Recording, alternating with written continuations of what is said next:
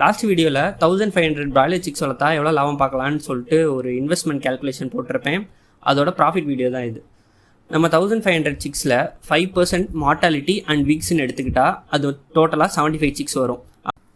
அப்போ அந்த 75 சிக்ஸை நம்ம கழிச்ச பிறகு 1425 சிக்ஸ் வரும்.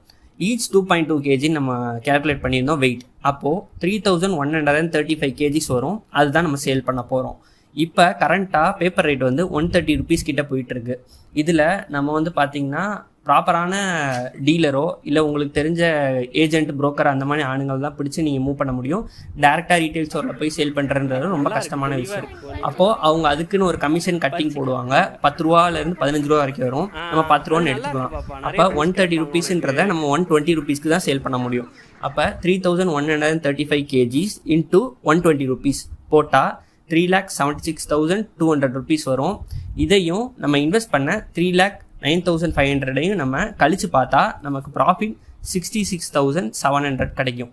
இந்த ப்ராஃபிட்ன்றது ஒரு நிச்சயமானது கிடையாது. ஏன்னா பேப்பர் ரேட்டுன்றது மாறிக்கிட்டே இருக்கும். அது 150 rupees போகலாம், 160 rupees போகலாம், சம்டைம்ஸ் 100 ரூபாய்க்கு கூட போகலாம். அதே மாதிரி பார்த்தீங்கன்னா நீங்கள் ப்ராப்பராக குவாலிட்டியாக அதை மெயின்டைன் பண்ணணும்.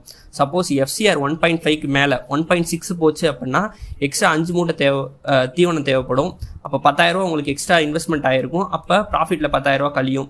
இதே FCR கூட உங்களுக்கு ப்ராஃபிட் கம்மியாகும். பேப்பர் ரேட்டு தான் உங்களோட ப்ராஃபிட்டை மெயினாக டிசைட் பண்ண போகுது.